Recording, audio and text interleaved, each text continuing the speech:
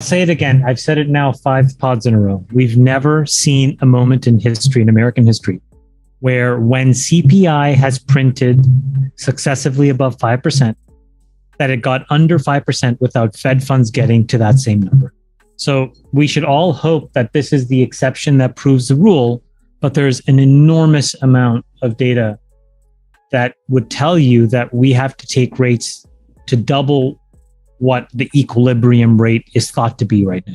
There's always stuff going on in markets, and markets represent the collective sum of our wishes and expectations and also the realities. This is why I think, for me at least, the way that I process this information is not trying to have an opinion on any one of those things, because I find it too hard. If I go back to the historical artifacts, have there been issues in the past the way that, Freeberg described? Absolutely. So this is why I think you can look at the fact that whenever there's inflation and whenever it's spiked, what has had to happen by the Fed is you have to take rates above that key 5% threshold when CPI is above 5% to break enough demand so that the economy's reset. And I think that's where we are. So instead of trying to figure out whether, the Brazil thing as an example that Freeberg said is crazy. Like, he's basically, he said publicly in a press release, the army's on my side and it's ready to help me, keep and stay in. Just the craziest thing. So what are you supposed to do? The fighters need to take to the streets. So what are you supposed to do? In my opinion, I'm like, you know what? A version of Brazil has happened before. I don't know enough history, quite honestly, to know the specifics of what happened then and how that could translate to now. And I don't want to spend the time understanding what's going to happen in Brazil right now. I'd rather just say there are 20 or 30 things that could very much complicate the world economy. I think the reality is that governments need to flush all this excess money out of the system so that we can really find out what equilibrium demand is and get back to normal. So what do you think, Chamath, about markets? You may have called the bottom here on the program a couple of months ago, and I started J trading 3 weeks ago based on our discussions here, thinking we're bouncing along the bottom. Is it a head fake right now? It rallies to around 4,000. I was a little off. What rallies to 4,000? The S&P. Yeah. Probably gets to 4,200, 4,300. Look, it's always important from my perspective. Trading at 4,150 today, just so people know. Yeah, it's always important from my perspective to just take the other side and just intellectually debate with oneself why the other side could be right. So at this point right now, what people would say is, okay, the Fed's going to capitulate at the beginning part of 2023. We have a pretty clear forecast for all the rate increases that have to happen. Everybody's doing the work that's necessary, either raising prices, cutting costs, or doing both, letting people go, et cetera, et cetera. So maybe we're there.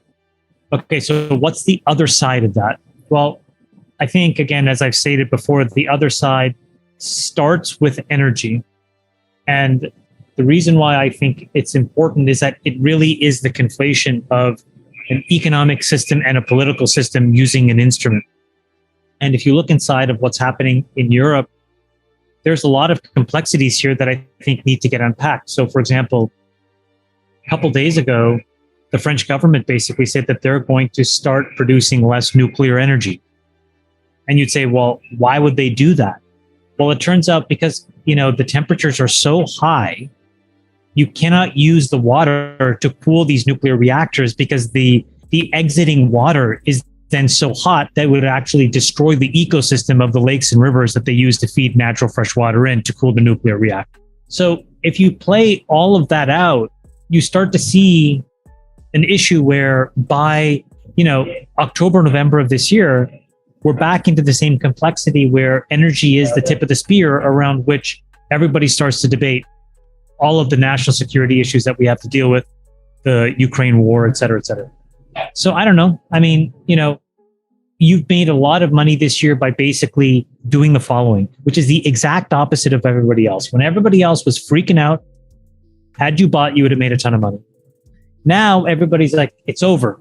And you can tell that by looking at the VIX, which is the volatility index. We're about to get into the high teens. You tend to basically buy volatility, which is essentially you get short stocks. And when the VIX is in the 30s, you tend to basically sell volatility and you buy equities because we've hit the bottom. So there you have it. I really don't know what's going to happen from here, but I tend to think things still have to get a lot worse to flush everything through the system.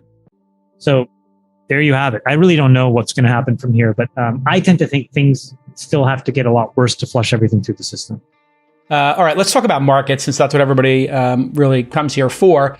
Looks like inflation is finally maybe getting a little pushback. Gas and oil is way down. Big win for Americans and obviously the administration.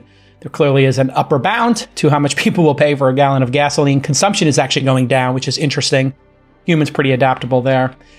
Jobs, and we've talked about this every month as we watch it, finally dipped under 11 million, as Sachs predicted.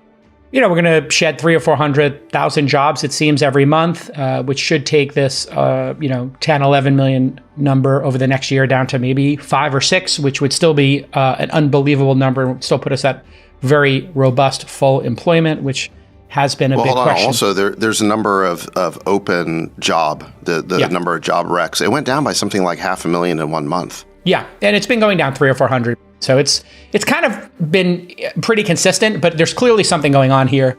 The stock market, interestingly, we've started to see a little bump here. Even crypto, which the most speculative of all assets, I guess, Bitcoin bounced as well, hitting 22, 23 now. Well, let me just speak to this rally in the market for a second, because I think there was a really interesting chart that Philippe Lafont showed at that Coatue summit that we talked about on this pod a few months ago. And I'll just put it on the screen. I put it in the chat. What it basically shows is that during protracted bear markets, you can still get substantial bear market rallies. And so during the 2001 dot-com crash, you had these plus 32%, plus 41%, plus 45% rallies. But even while the market as a whole was going down. One interpretation, Sachs, of this could be people are picking the winning stocks while the losers continue to lose, and that's what's causing this, jagged edge or the dead cat bouncing, as they say. Which is what we're seeing in a lot of these public companies, right? I don't know if you're watching, but Uber, obviously I'm still a big shareholder, had a massive print, and other companies have been doing equally as well, Apple included. I think two things happened last week. One is there were a number of companies that reported good earnings, and I think even more importantly, had strong forecasts. So that helped. And I think it was just there was so much pessimism and negativity that just companies reporting decreases that weren't as bad as people were expecting created some room to move up. But the other thing that drove the rally is that the Fed made these comments on the heels of that 75 basis point rate increase that we were close to neutral. And so the market seemed to get really optimistic that we wouldn't get much more in the way of rate increases. Maybe there'd be a 50 basis point rate increase towards the end of the year, which would bring the Fed funds rate up to about the 2-year bond rate. So the idea was we're close to neutral, and markets really reacted to that. So at the end of the day, I think that the data here is going to be a lot more important than what the Fed says, because certainly the Fed has said a lot of things over the past couple of years that turned out not to be true. You would agree they seem to be doing something correct here with the 75 bips, and taking it a little more seriously.